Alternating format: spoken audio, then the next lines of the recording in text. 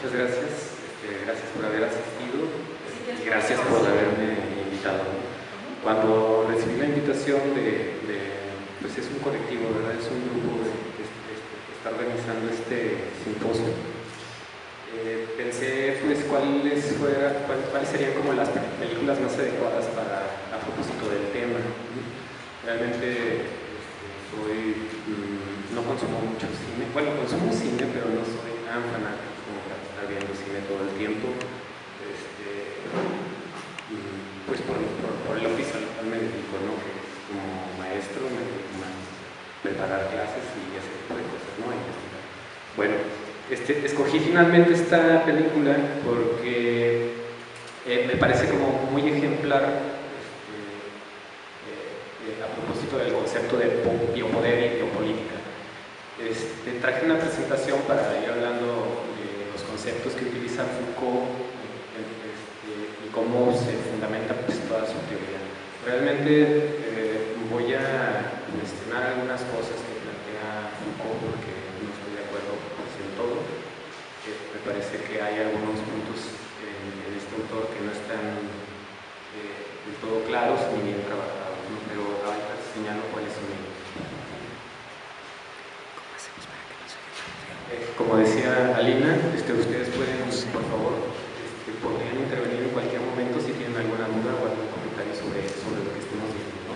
Bueno, los primeros puntos que preparé para esta sesión son los problemas de método, pues propiamente que utiliza Foucault. La idea de arqueología del saber de Foucault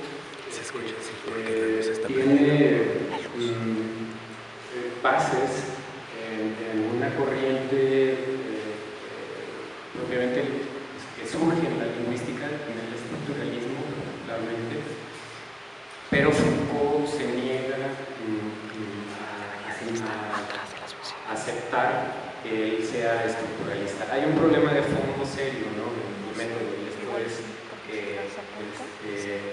la noción de sistema que sí se plantea en la lingüística es algo que no sostiene así. Y esto porque principalmente Foucault piensa que el pensamiento y que la historia no obedece a una especie de sistema rígido. Realmente tampoco en la lingüística se plantea algo así. O sea, hay una parte que es dinámica del sistema y hay otra parte que es como más estable. A resumidas cuentas, lo más estable sería como tipo de lengua, como en el caso del español, que es una lengua flexiva, el orden sintáctico también, los tipos de morfos, cómo se derivan palabras como nombres, adverbios, verbos, etc. Eso es como muy estable, eso no cambia, ¿no? Las clases de palabras, más bien los morfos derivativos de palabras, eso es muy estable. Y lo que es más dinámico tiene que ver con la formación de palabras nuevas, léxico nuevo, que es, por ejemplo, todo el lenguaje que se utiliza para las computadoras es léxico nuevo y eso se está actualizando constantemente. También todas estas palabras que se incorporan de otras lenguas, ¿no? Eso también es dinámico. Todo este léxico que necesitamos para poder vernos con la vida cotidiana y con los requerimientos pues, de una sociedad como la nuestra, ¿no? Moderna. Entonces, Foucault se niega a sostener que haya algo así como un sistema. Entonces, cuando trata de hacer, la tesis es interesante por un lado porque dice que no podemos juzgar el pasado a partir de las categorías del presente, sino que tenemos que ir y ver cuáles sean como las ideas,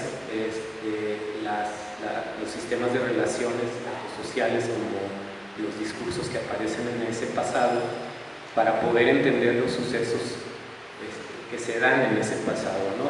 En ese sentido rompe con dos cosas, la idea de una historia, a propósito de Hegel, una historia que ya está predicha desde el inicio.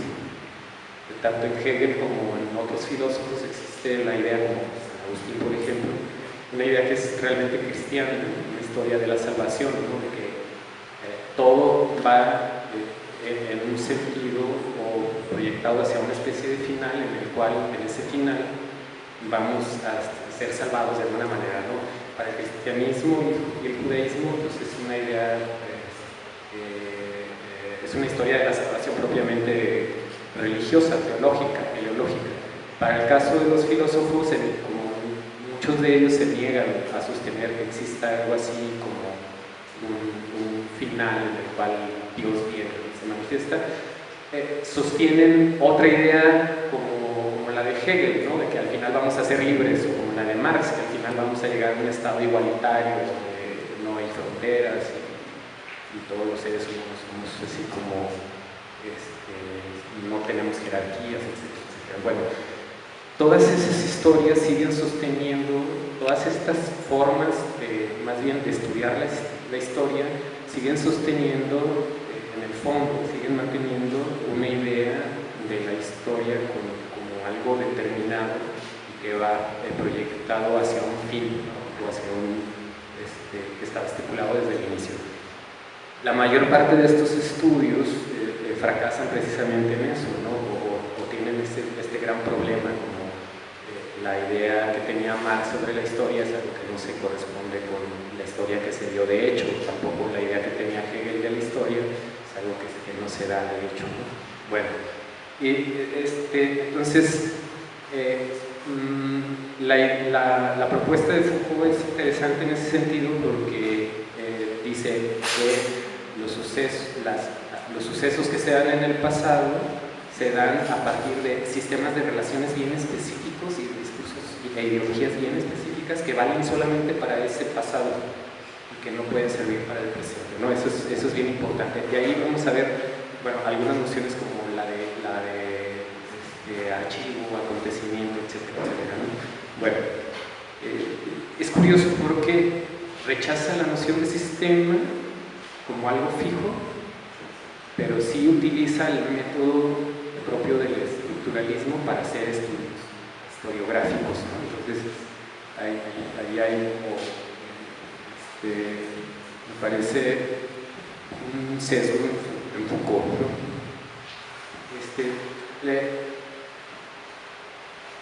Foucault habla también, utiliza el término episteme, no en el sentido filosófico tradicional, ¿sí? Sino que piensa que la episteme es como una especie de orden del discurso y propiamente un orden del discurso que impera o que opera en una época determinada, ¿no? Y ubica dos etapas, la primera que va, que surge, empieza desde el Renacimiento y llega a su esplendor en la Ilustración, y la segunda que se da después de la Ilustración y llega hasta el siglo XIX. Bueno, a esta primera etapa se le llama época clásica. La época clásica es aquella época en la cual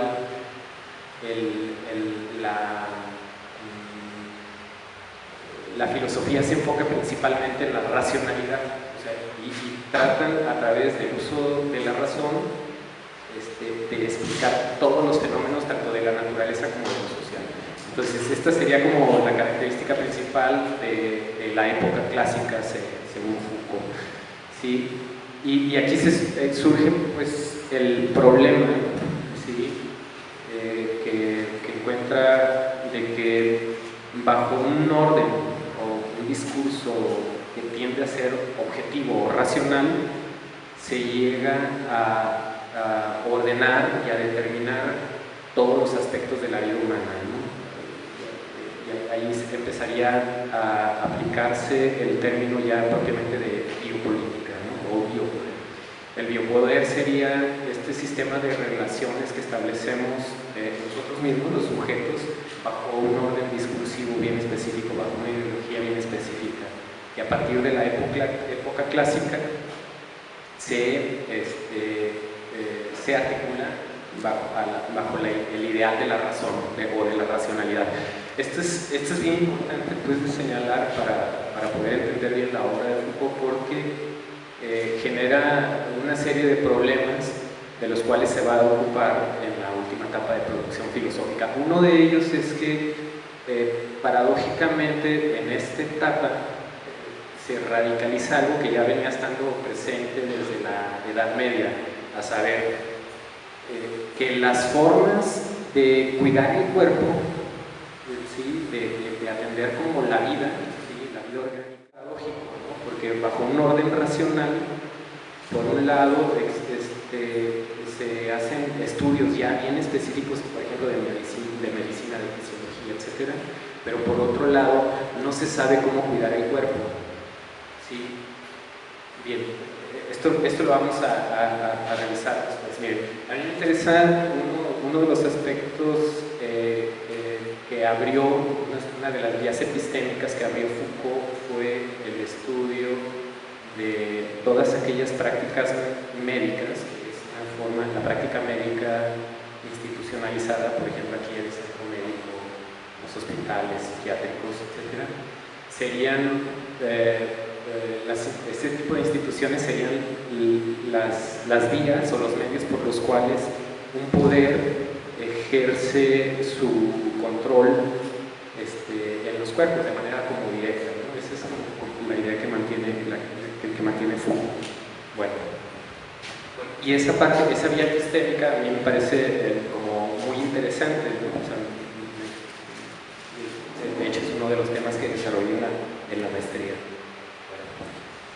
El biopoder entonces se entiende como este sistema de relaciones que mantenemos los mismos sujetos, ¿no? No es una cosa, ¿sí? No es algo que se nos imponga propiamente, sino que nosotros somos los que ostentamos este poder, nosotros somos los que decidimos ser, no sé, por ejemplo en este caso, mantener cierto tipo de partido, cierto tipo de ideología.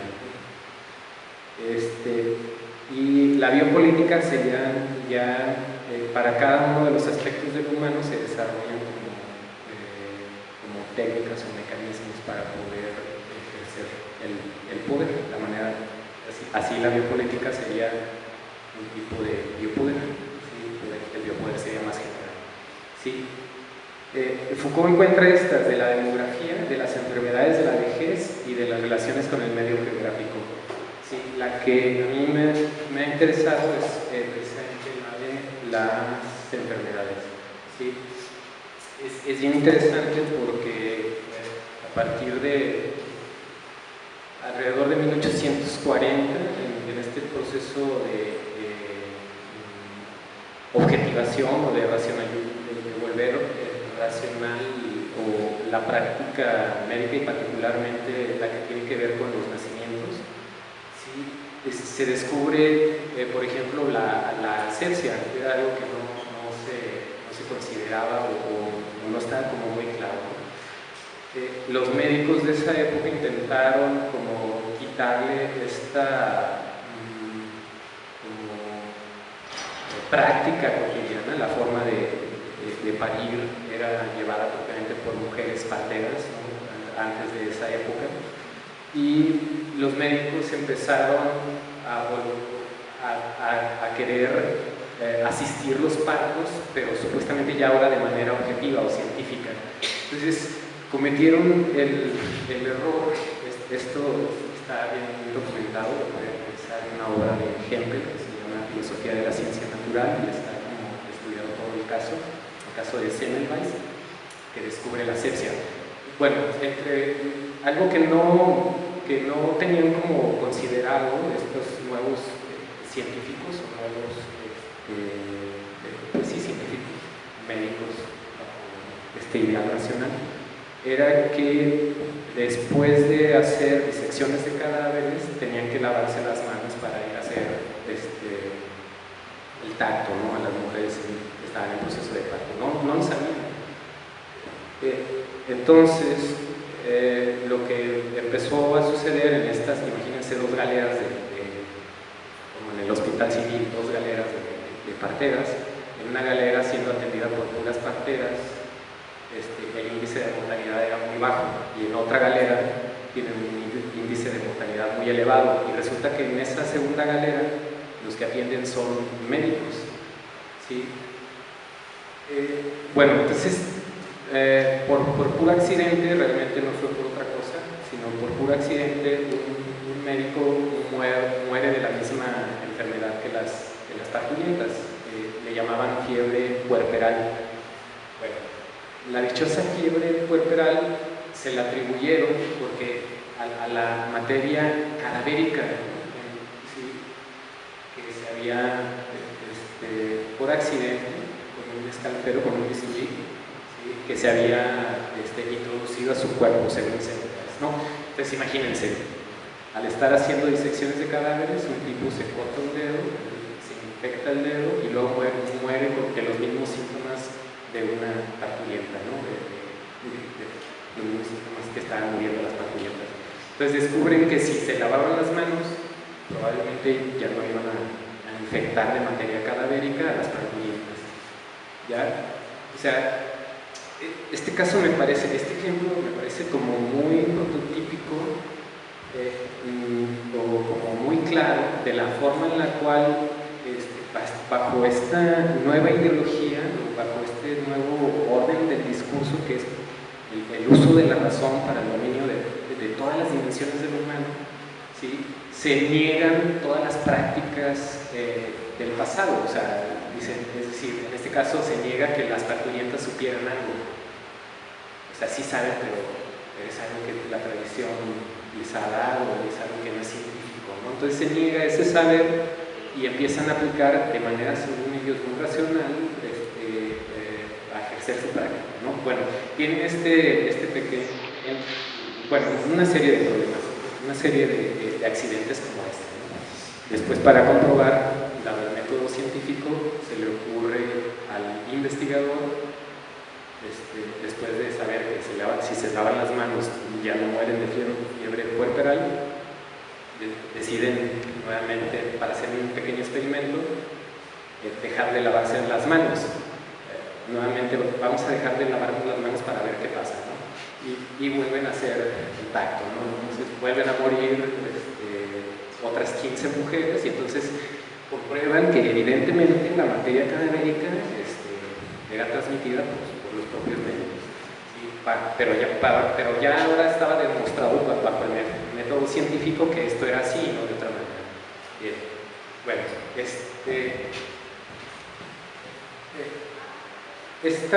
en la última etapa de producción filosófica de Foucault, alrededor de 1981, del 81 en adelante, él muere en el 84, él se empieza a enfocar, o le interesa a Foucault descubrir como cuáles son las formas en las cuales a lo largo de la historia los sujetos o la idea del hombre ha sido construida, o la subjetividad ha sido construida en las distintas etapas, en las distintas epistemes.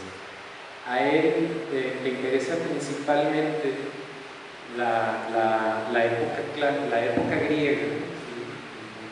Ahora vamos a hablar de la Grecia clásica, ¿sí? Siglo IV antes de nuestra era, porque encuentra en los modelos filosóficos de esa época como un tipo de tecnología del yo, donde los sujetos aprenden a cuidar su cuerpo, ¿sí? Los sujetos saben, o por medio de una especie como de filosofía, un tipo de sabiduría, cultivan un tipo de sabiduría, saben cómo cuidar su cuerpo y su alma, ¿no? Entonces a Foucault le interesa este tipo de filosofía porque dice que en la modernidad es algo que se pierde. O sea, objetivamos el cuerpo, pero ahora no sabemos cómo cuidar el cuerpo porque hay como una especie de separación entre cuerpo y pensamiento, ¿no? Sí, donde se privilegia obviamente el pensamiento, ¿no? Esta idea es como, no sé si todavía algunas personas las sostengan, pero es absurda, ¿no? Pensar que la idea de que el pensamiento es lo único que vale, lo más importante, y que el cuerpo se puede descuidar. Espero que no, pues, pero en la modernidad es cuando surge esta idea, ¿no? En la Grecia clásica, particularmente con sistemas filosóficos como el de los estoicos, los epicúreos, sí se desarrolla toda una filosofía en la cual, por medio de preceptos prácticos o por medio del cultivo de un tipo de sabiduría, los sujetos aprenden a dar respuestas a la vida cotidiana. Entonces es como que si ellos se preguntaran, no solamente se quisieran saber quiénes son ellos mismos, así como lo desde Sócrates hasta Aristóteles, ¿no? Preguntarles por la pregunta por ellos mismos, porque se autoconocieran, por el autoconocimiento era importante para estas filosofías, sobre todo a partir de Sócrates, sino también que no solamente se conocieran a sí mismos, sino que también supieran cómo podrían cultivar un cuerpo fuerte, un cuerpo como templado. Hay distintos modelos para esto en la Grecia clásica, y Foucault trata de rescatarlos en esta última producción filosófica, ¿no? Particularmente en la hermenéutica entre otros. Bueno, sí, este concepto de epimeleia se entiende como el cuidado de sí, ¿sí? Foucault es un tipo que no es como muy exacto a veces, ni historiográficamente, filológicamente, ni filosóficamente, pero es un poco muy interesante, ¿no? Bueno, el concepto de epimeleia, él lo considera como el cuidado de sí. ¿Sí? Lo que él dice es que de la pregunta que se planteaba en el oráculo de Delfos, de conócete a ti mismo como principio básico de la sabiduría, se derivó a de cuídate a ti mismo, ¿no? O sea, no solamente te debes de autoconocer, sino que te debes de saber cuidarte a ti mismo. Realmente eso está planteado desde Sócrates. O sea, tanto Sócrates como Aristóteles también tienen este ideal médico, pero el ideal médico de la Grecia clásica que atiende a hombres libres.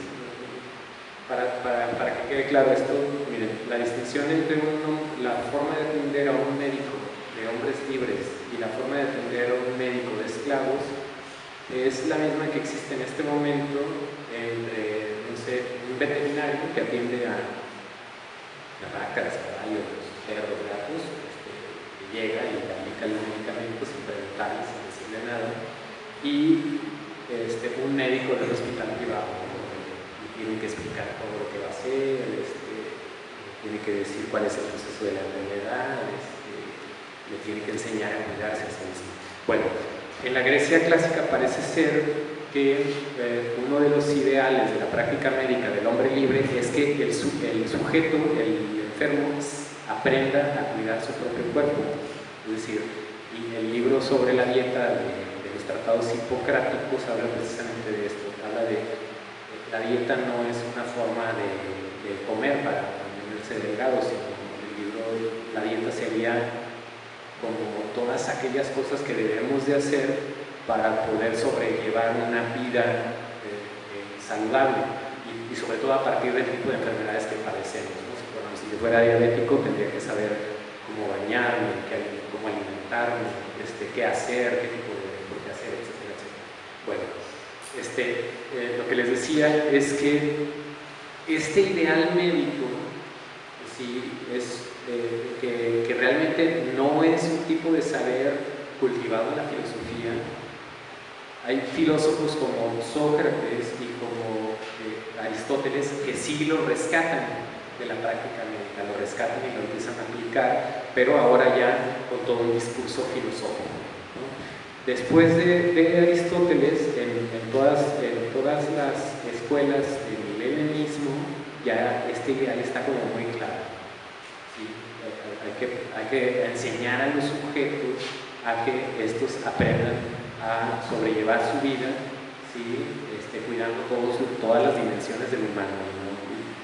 Esto se rompe obviamente pues, con el cristianismo, ¿no? Nuevamente cuando llega el cristianismo primitivo y después con San Agustín, parece ser que el desprecio por el cuerpo se da de manera sistemática y eso ya se radicaliza en la modernidad, me parece. Bueno, los componentes entonces del cuidado de sí serían, según Foucault, ¿sí? El modo de comportarse ante el mundo, que sería como todas estas serie de prácticas o el carácter que tiene un individuo para enfrentar la vida cotidiana. O sea, a lo mejor la idea, por ejemplo, de un estoico es que uno no sigue propiamente mandamientos, ¿no? O no sigue leyes, pero a partir de memorizar como preceptos prácticos, uno aprende a resolver problemas cotidianos, ¿sí? Entonces se enfrenta a estos problemas cotidianos y sale adelante, ¿no? Bueno,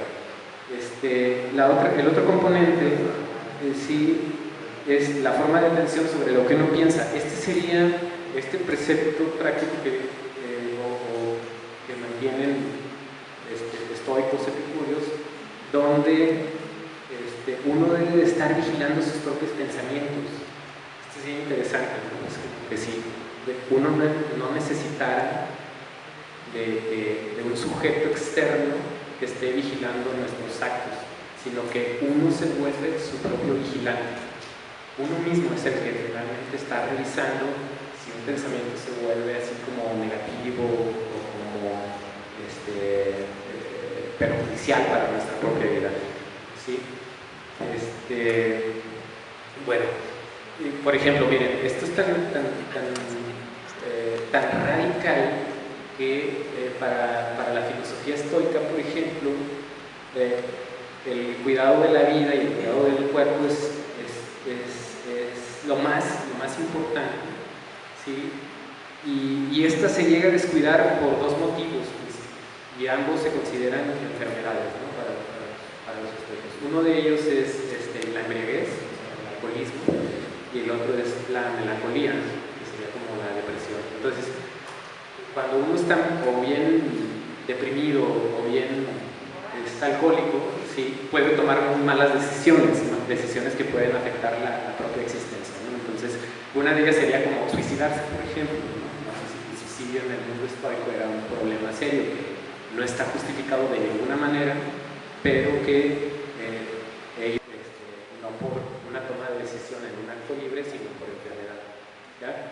Bueno, entonces, uno tendría que estar como siendo su propio vigilante, ¿no? Vigilar sus pensamientos. Y otro es, la clarificación del pensamiento sería también esta idea de siempre estar analizando de manera como muy racional todo lo que estamos haciendo, todas nuestras tomas de decisiones. Es bien raro porque, miren, por un lado está claro desde Aristóteles que para la ética y para la política no podemos tomar decisiones del todo racionales, porque esto implica pues la subjetividad, las emociones, etc. De hecho, para Aristóteles es muy importante tomar en cuenta toda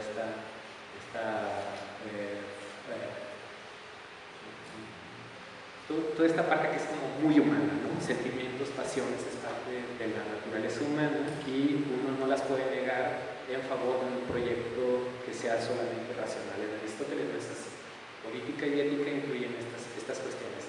De esta manera, no existe un modelo ya dado o una especie de teoría de la ética o una teoría de la política, una ciencia de la política en ese sentido, porque esto es algo que se está construyendo todo el tiempo, ¿no? Esto es algo que se tiene que estar actualizando dependiendo de la población, de los hábitos, de las prácticas, ¿sí? Y de la manera en la cual geopolíticamente hablando, por ejemplo, en un territorio que se ejerza cierta ideología, ¿sí? Nosotros somos afectados por esta ideología, ¿no? Nosotros tenemos que aprender a solucionar estos problemas que nos afectan de manera directa, ¿ya? Bueno, y el último componente del cuidado de sí es la determinación discursiva. Esto es por medio de escritos, o sea, es decir, no es una especie, no es un libro sagrado propiamente, no es como la Biblia o el Corán, sino que es un escrito en el cual se basan los sujetos para aprender esta sabiduría práctica.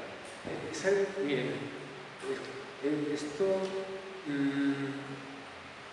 no es que esté allí toda la información en la cual uno cuando la lea ya sabe qué es lo que va a hacer en la vida práctica, sino que el libro o este tipo tipo de escritos filosóficos invitan a que el sujeto que lee sí piense por sí mismo, y esto es bien importante, ¿no? Entonces, no es algo así como que les digan haz esto o piensa de esta manera, sino que te invita a que pienses por ti mismo, a que reflexiones sobre tu actuar, a que acumules como experiencia o sabiduría, a que hagas juicios sobre tu actuar, etc. Bueno, este es otro concepto que utiliza Foucault, ¿sí? El concepto de parresía, ¿sí? Las condiciones para que se dé la parresía, ¿sí? Es que la parresía sería este discurso inaugurado por Sócrates, en el cual Sócrates de manera discursiva va con los sujetos y los cuestiona, y el cuestionamiento, es decir, incluso hay un momento en el cual en la película se presenta esto, por ejemplo, cuando la americana le pregunta a la filósofa, a la maestra, que cómo da sus clases. Entonces la maestra empieza a decir, es que yo lo que hago es preguntarles cosas, porque confío en que ellos por sí mismos pueden llegar a un tipo de conocimiento, ¿no? A un tipo de ser. Bueno, esta es una práctica socrática, ¿sí? Es una práctica que hasta la fecha en las aulas de la licenciatura de filosofía se practica, ¿no? ¿Sí?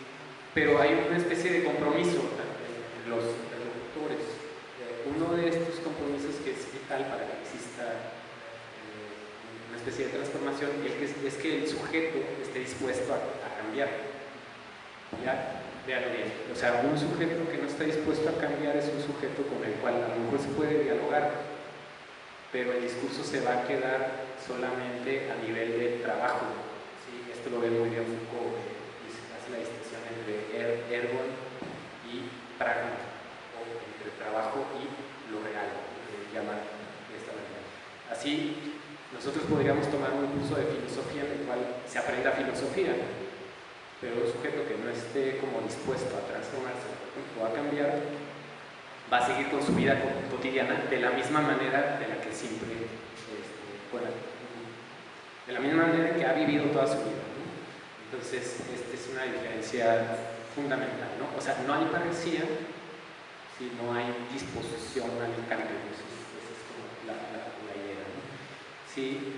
Esta segunda condición es que por medio de la ascesis sería como todas estas cosas que yo tengo que hacer en la vida cotidiana para poder llegar a un estado mejor, ¿no? Este mejor estado es o bien la experiencia del amor en una filosofía como la de los epicúreos, o la experiencia de la amistad, o bien la experiencia de la libertad, ¿sí? o ya después en el cristianismo la idea de la salvación, ¿no? Bueno, en el cristianismo, distinto de la propuesta filosófica de la Grecia clásica, ¿sí? Se plantea un modelo más bien como heterónomo, ¿no? Hay un libro sagrado en el cual uno aprende qué es lo que debe hacer, y luego bajo la promesa de la salvación del alma, ¿sí? Ahí el sujeto está haciendo muchas cosas para que esto sea. Y en el caso de la filosofía, pues no, o sea, la moral o la práctica que se da es totalmente autónoma, uno decide de manera por voluntad o de manera autónoma si toma este discurso o no lo toma, si lo aplica a su vida cotidiana o no lo aplica, si esto lo transforma o no, ¿sí? Pero sí está como esta idea de que después de realizar toda esta serie de prácticas, uno termina teniendo una especie de experiencia de libertad, por ejemplo, entendida esta, por ejemplo, como autonomía, autogobierno. Yo no me gobierno por nada, por nadie, sino que yo por medio de mi propia experiencia, ¿sí? Y por medio de mi pensamiento llego a solucionar mi vida. Bueno, La otra condición es el acceso a la verdad, ¿sí? Esto es bien interesante porque Foucault coincide con otros autores como a propósito con Proust también en la literatura, de que los seres humanos de algunas dimensiones de lo social o muchos aspectos de la vida, ¿no? El método historiográfico que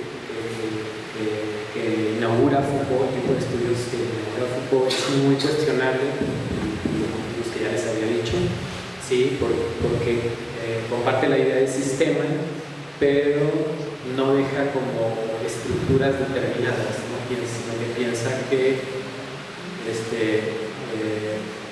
para cada episteme o para cada época hay un sistema distinto. Bueno, lo que vemos por ejemplo en lingüística es que sí hay como estructuras básicas que se mantienen, o sea, no hay una ruptura total, o sea, no puede surgir una lengua, ¿sí? O sea, o las nuevas lenguas, ¿sí? Comparten con la lengua anterior una estructura básica, ¿sí? Eso se queda como fijo, ¿sí? Y en el caso de la historia también, nada más que en la historia o los acontecimientos históricos son más bien pues azarosos, hay cosas que no están determinadas por nada, por ejemplo, un temblor, un terremoto, eso es impredecible, o a veces las tomas de decisiones tan irracionales, decisiones humanas, que llevan a guerras, por ejemplo, eso está totalmente indeterminado, ¿sí? De la episteme, bueno, la episteme de la época clásica es la que inaugura este nuevo tipo de discursos y esta nueva forma de administrar los cuerpos o administrar la vida humana. Antes de los gobiernos despóticos, el rey o el déspota era el que decidía sobre quién vivía y quién no vivía, así como se podía decidir sobre un animal, ¿sí? Después, cuando en la modernidad, ahora ven como más conveniente, ¿sí? ya no ejercer el poder de manera despótica, sino poder administrar la vida, o sea, es necesaria la población para producir más, para tener una maquinaria de guerra, o sea, eso es importante, ¿no? Entonces no se aniquila, sino que ahora de alguna manera se cuida, ¿sí? Se empieza a ver hospitales, por ejemplo, universidades, este tipo de instituciones que permiten que la comunidad o el Estado pueda sobrevivir y pueda pues, ser funcional dentro del Estado.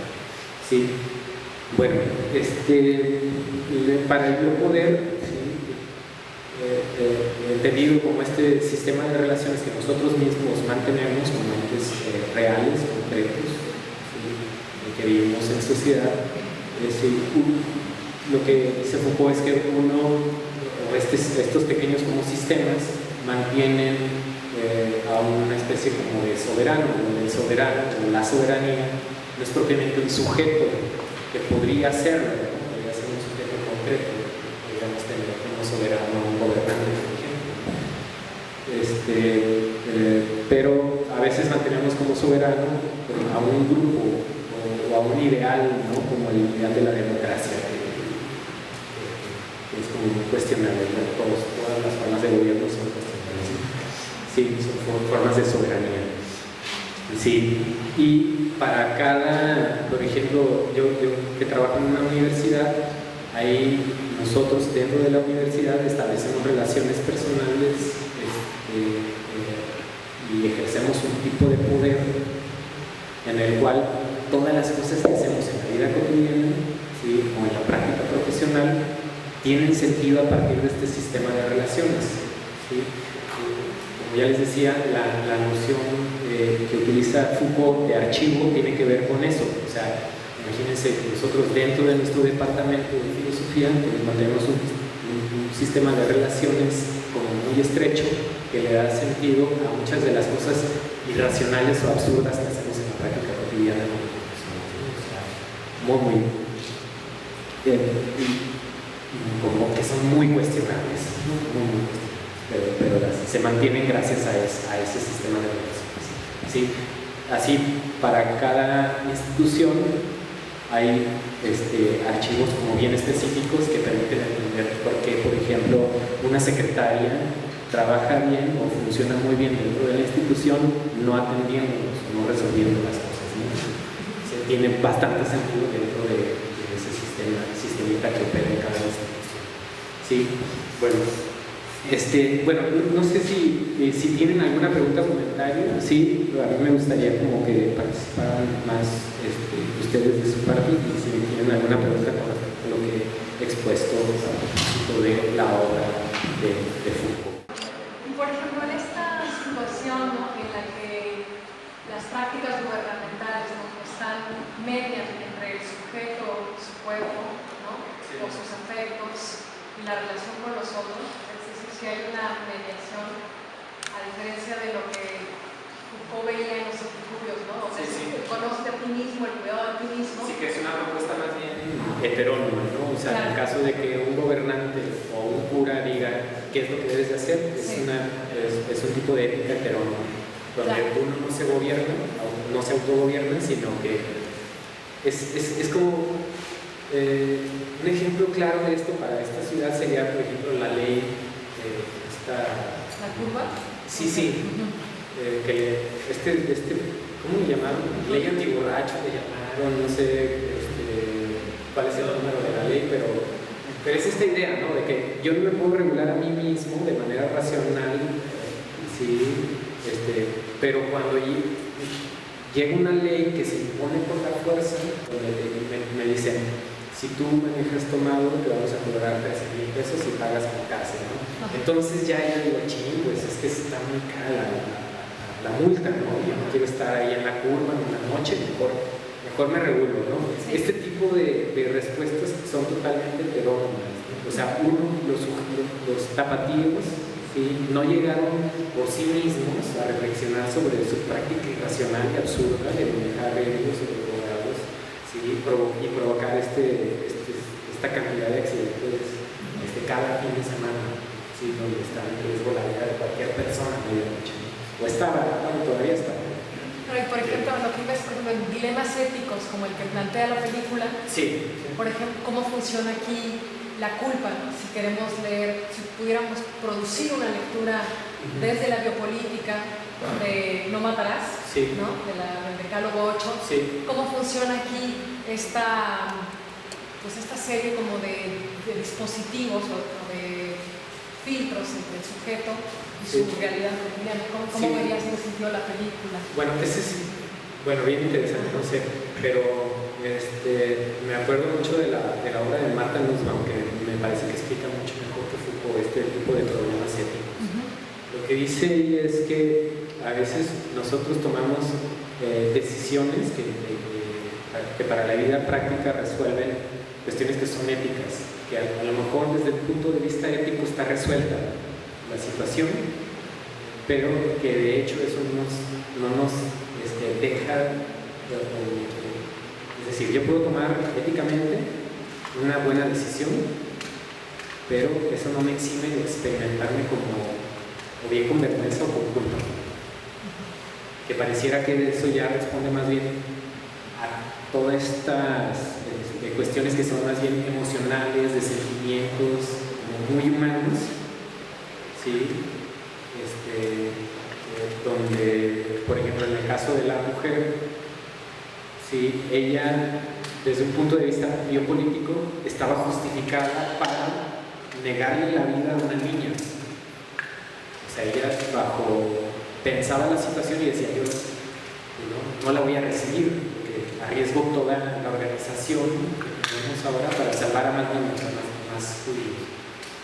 Y está justificada desde esta parte ideológica, y al final dice que ella vivió toda su vida experimentando la culpa, precisamente, que hay un sentimiento religioso inmerso en toda la película también a propósito de eso. Bueno, sí, Martha Nussbaum dice eso, ¿no? O sea, yo puedo tomar una decisión ética, o sea, bien racionalizada y bien justificada, ¿sí? En la cual, como en este caso, puedo negarle la vida a una persona, o puedo afectar a una persona, a lo mejor no negarle la vida, pero afectar a una persona, ¿sí? Y a lo mejor estoy totalmente justificado, pero eso no me libera de la experiencia de la culpa o de la vergüenza, porque eso pareciera que es ser que depende de otra como fuente. A esta fuente Kant le llamaba, o es algo que Rousseau y que Kant lo consideraban como algo innato, ¿no? Algo que estaba dentro, que era propio de la especie, ¿sí? La experiencia del dolor y del sufrimiento que todo el mundo lo padece, ¿sí? Es algo que de alguna manera lo queremos como evitar en todo el mundo, ¿sí? Entonces, cuando le provocamos el dolor a otro, o el sufrimiento a otro, ¿sí? Nosotros reconocemos que esto está sucediendo y esto nos hace sentimos en términos de sentimientos y emociones, sentirnos mal, ¿sí? Me parece que propiamente el concepto de culpa es algo que tiene que ver más con un sentimiento religioso, ¿no? Me parece que está como más ligado al pensamiento cristiano, ¿sí? Donde uno no solamente se siente responsable de lo que está sucediendo, sino además culpable. No del todo, porque mira, por ejemplo, en la tragedia griega hay algo bien interesante. Por ejemplo, los griegos tenían como muy claro que tenían que tomar decisiones muy drásticas, porque estaban todo el tiempo en guerra, porque tenían vecinos invasores que eran hostiles por la carencia, por muchas cosas, ¿no? Bueno, cuando tomaban decisiones, a pesar de saber que era lo que los dioses les habían mandado hacer, experimentaban la culpa. Es muy interesante, ¿no? Por ejemplo, en una tragedia como la de Agamenón, por ejemplo, Agamenón va al oráculo de Delfos y el oráculo le dice que no es fiel a los dioses. Entonces, Agamenón se está preparando para la guerra de Troya y al darse cuenta de que no es fiel a los dioses, quiere mostrar su fidelidad a los dioses. Y lo que hace es regresar a su casa, agarrar a su hija menor y ofrecérsela a Zeus y abrir a su hija por canal. Imagínate, agarrarla de los pies y abrirla así. Que se les hagan pues, todas las tripas, ¿no? Todas las vísceras. Y de esa manera representa la fidelidad que tiene al dios, a Zeus. Dice, mira, sí soy fiel, sí, y estaba esperando sus favores para la guerra de Troya. Desde un punto de vista religioso, el sentimiento religioso, Agamenón está cumpliendo, pero experimenta la culpa. ¿Sí? Esa tragedia es bien interesante porque el coro, que representa como la voz del público, de la audiencia o de nosotros los lectores, se divide. En la mitad del coro empieza a lamentarse por lo que ha hecho Agamenón, y la otra mitad, ¿sí? Dice, no, Agamenón, hiciste lo correcto, demostraste tu fidelidad al Dios. ¿Sí? Imagínate, es como que si nosotros en este momento nos pusiéramos a deliberar sobre una práctica como esta y la mitad del público diga, no, fue lo que debió de haber hecho, fue lo mejor que debió de haber hecho, y la otra mitad se dividiera diciendo, lamentándose, ¿no? Y diciendo, ¿por qué hiciste tal barbaridad? ¿No? O sea, entonces la culpa sí está como muy ligada a un sentimiento religioso desde el mundo griego, ¿sí? Uno sabe que hizo lo correcto, pero eso no te exime de experimentar como cierta culpabilidad. A veces incluso cuando no eres responsable directo, o sea, tú no eres responsable directo de lo que sucede, pero aún así te sientes culpable, y eso es algo que te va a dar, bueno, en la tragedia que no estoy haciendo sentencias sobre su vida, sino eso es algo que el sujeto, el personaje principal, lo va arrastrando toda su vida. O sea, yo hice algo que provocó la muerte de otro y yo no me di cuenta ni quería que se provocara la muerte de otro. Aunque sea muy accidental, yo me siento culpable. Bueno, que no sé si en esta lectura que nos compartes de la política específicamente, y pues digamos, se toma a la biopolítica como, no sé, un conjunto, no sé, de mecanismos, de procedimientos, de técnicas, de todo esto, de tecnologías, que son de alguna forma contrapuestas o opuestas a, digamos, las formas de libertad, no sé, digamos, ¿no? En el sentido de, por ejemplo, o sea, si la biopolítica tú la consideras, a partir de esta lectura, como, digamos, mecanismos, tal vez, no sé, por los que ciertos espacios de poder, digamos, toman a los cuerpos así, digamos, las prácticas políticas afectan directamente a los cuerpos, ¿no? Esto me parece un tanto claro. Digamos, si esa biopolítica, como decía, es una práctica opuesta o contrapuesta o que disminuye, digamos, el rango o el estado de libertad de cada sujeto, digamos, ¿no? Por decirlo de alguna manera. Yo digo, solo pensar en la política de esta manera, ¿no? Como toda esta serie de mecanismos de operaciones que están, digamos, en ese sentido opuestas o posicionadas como disminuyendo las posibilidades de libertad, digamos, por decirlo de alguna forma, ¿no? Si es así, digamos, ¿qué podría quedar, ¿no? Porque de hacer, ¿no? Digamos, como tú lo puedas ver, ¿no? Ante todos esos mecanismos de poder, no sé, por los que estamos tomados de distintas maneras, ¿no?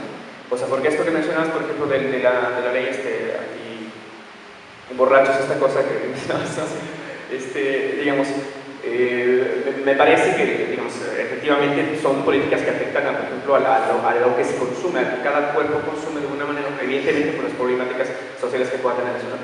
Pero no sé, digamos, en ese sentido parece que esa práctica política no es demasiado opresora, digamos, ¿no? Demasiado opresora, porque bueno, se está regulando una serie de relaciones sociales en las que, bueno, el Estado dice, no, aquí no se puede hacer tal cosa porque se pone en riesgo la seguridad de los ciudadanos que no consumen esa sustancia, por ejemplo. Entonces, bueno, ese es mi comentario, participación, no sé. Aldo, respecto al libro de Susan Sontag, El dolor de los demás, habla de algunos sucesos históricos respecto, por ejemplo, a la Guerra Civil, la Segunda Guerra Mundial, y dice, por ejemplo, de que ya no había como esta cuestión de la empatía, entonces ya no había esta necesidad de sentir culpa. Y bueno, yo pienso, en el nuevo siglo, con el desmoronamiento de lo religioso, si ya no sentimos culpa y la normalización de la violencia, que es lo que trata Susan Sontag en su libro sobre la normalización de la violencia, y si ya no somos capaces de sentir culpa, ¿qué sentiríamos, no? Cuando ya vivimos en esta normalización de una violencia endémica, ¿qué sentimos? Si no sentimos esta empatía por el otro. La biopolítica es como todas estas series de prácticas que nosotros llevamos en la vida cotidiana, ¿sí? Que aprendimos de este tipo de cultura por medio de las instituciones, escuela, familia, hospitales, todas estas instituciones, incluyendo claramente la familia, nos dan una serie como de normas o formas, nos transmiten una serie de conductas, ¿sí? Foucault piensa que la mayoría de estas son de manera discursiva, o sea, realmente uno aprende a cómo comportarse a partir de las cosas que le dicen a uno, ¿sí? Que luego estas cosas que uno va aprendiendo por medio de estas instituciones las va encarnando, uno se va construyendo a sí mismo a partir de todas estas cosas que aparecen en la cultura. Entonces, en ese sentido, sí, la biopolítica sí afecta el cuerpo, pues, por supuesto, ¿no? O sea, podrías estar en una cultura que te dice, donde te dicen que debes de cuidarlo, ¿no? Por ejemplo, lo cuidas. Pero podrías estar en una cultura que te dice, pues debes de descuidarlo y lo descuidas. ¿Sí? ¿Qué tan libre, o sea, si te preguntas qué tan libres somos de decidir si lo tomamos o no lo tomamos? Bueno, eso por fortuna, creo que en este momento hay como bastantes alternativas, ¿no? O sea, no estamos como hace 100 años o la Edad Media donde había una sola propuesta cultural, ¿sí? Como un solo modelo hegemónico, de manera tal que uno no podía escoger. Lo interesante ahora es que ya uno puede escoger dentro de toda esta variedad. Por ejemplo, en México, si lo pensamos bien, no son, por ejemplo, la escuela no es la que educa a los sujetos, o sea, realmente no. O sea, la lectoescritura en México no es algo que tenga como, ni muchos años ni que esté generalizada. La mayor parte de las personas aprende a partir de un discurso que se transmite vía oral y no por vía de la investigación o por vía de la escolaridad. Entonces eso habla pues del tipo de comportamiento muy propio de nuestra sociedad, un tipo de cultura más oral, cargadas hacia la oralidad, en donde a los sujetos pues les interesa estar como viendo lo que hay de esa manera y no tanto estudiando o no se sienten regidos por las instituciones realmente.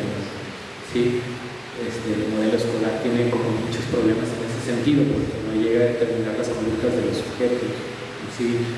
Además de que tenemos, por ejemplo, no solamente hay educaciones, por ejemplo, o sistemas educativos que sean, por ejemplo, públicos, generalizados, eso no existe. O sea, la educación privada pues educa, por ejemplo, a la clase media en Guadalajara, la educación privada, y está en manos de religiosos. La mayor parte de las propuestas educativas privadas son de religiosos, o sea, finalmente ellos son los que están educando a la clase media y transmiten de esa manera todo un discurso ideológico donde les dicen a estos sujetos de clase media que ellos van a ser los líderes, van a ser así como los que van a guiar al pueblo, la salvación, bajo esta idea de la salvación propiamente cristiana. Y en la educación pública sí hay también un discurso ideológico que no va en ese sentido mesiánico o pastoral o salvífico, pero va más bien en un sentido como de acuerdo a la propuesta estatal, ¿no? O sea, a veces rayando en nacionalismos absurdos que realmente tampoco nadie se lo cree, ¿no? O sea, la mayor parte de los mexicanos ya no se cree este discurso nacionalista o esta ideología de la identidad del mexicano o de identidad cultural, tampoco se la cree. Bueno, eso es lo que yo veo. Más bien, no hay como así como utilizando el término de Gramsci, un proyecto hegemónico que impere sobre toda la sociedad de manera tal que tengamos una sociedad homogénea. Y menos en México, o sea, por las diferencias de estrato social o de distribución de la riqueza que son tan diametrales, o sea, tenemos pobreza extrema y riqueza extrema, o sea, y hay mundos muy distintos, hay mundos comunidades enteras que no pasan por la escolaridad, de manera tal que esto produce una sociedad pues muy diversa, o sea, creo que educa más, por ejemplo, los medios masivos de comunicación a la mayor parte de la población, eso sí. O sea, todo lo que se pasa por televisión abierta sí llega a influir de manera ideológica en las personas, pero tampoco es determinante. Bueno, y con respecto a lo que comentaba, sí, con respecto al término de bioética,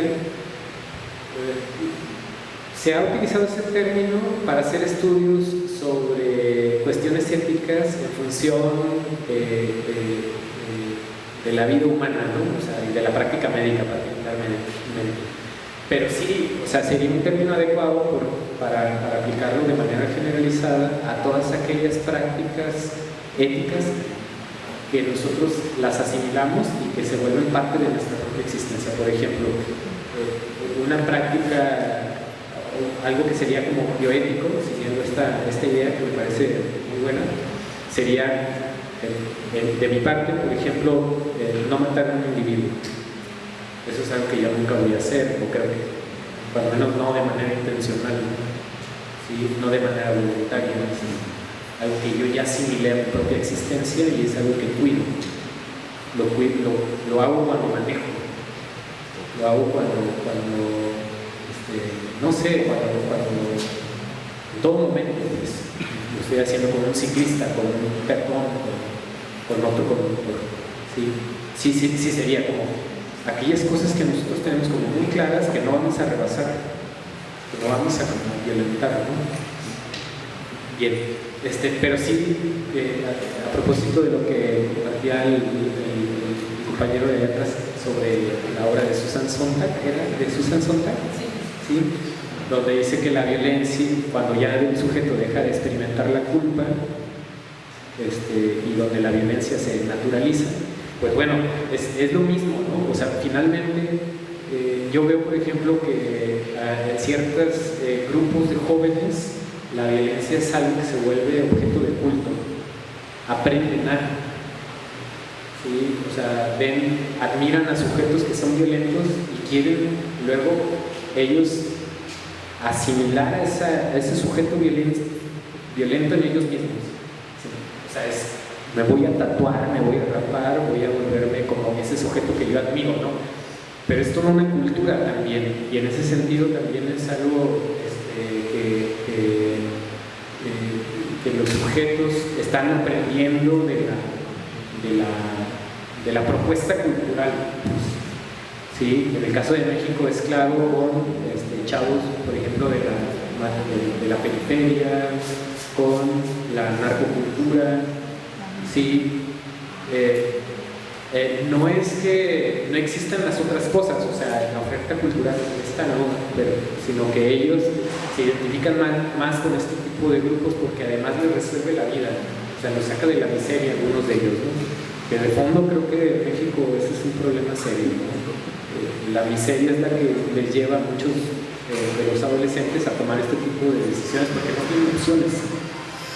O sea, la promesa de que estudiando un sujeto puede salir adelante es una promesa que no se cumple, pues, no es así. En México la riqueza no se distribuye gracias a que alguien accede a un nivel educativo de educación superior, por ejemplo. No es así. Sí, pero no es a lo que voy, y a propósito de Foucault, es que no es que exista una naturaleza humana, esa idea se perdió, digamos, ya desde la Ilustración, ¿no? Sino que ahí hay como propuestas ideológicas, filosóficas y culturales a nuestra disposición, y el sujeto es el que va eligiendo dentro de esta oferta, ¿no? Algunos decidimos, por ejemplo, ser humanistas, ¿no? Y estudiamos a Kant y estudiamos a Aristóteles y creemos en ello, ¿sí? Y transformamos toda nuestra vida en función de ello. Otros la transforman en función de creer en toda esta narcocultura, por ejemplo. Pues, bueno, no está determinado por naturaleza. O sea, estas discusiones sobre si el hombre es bueno o malo por naturaleza son discusiones fatuas para este momento.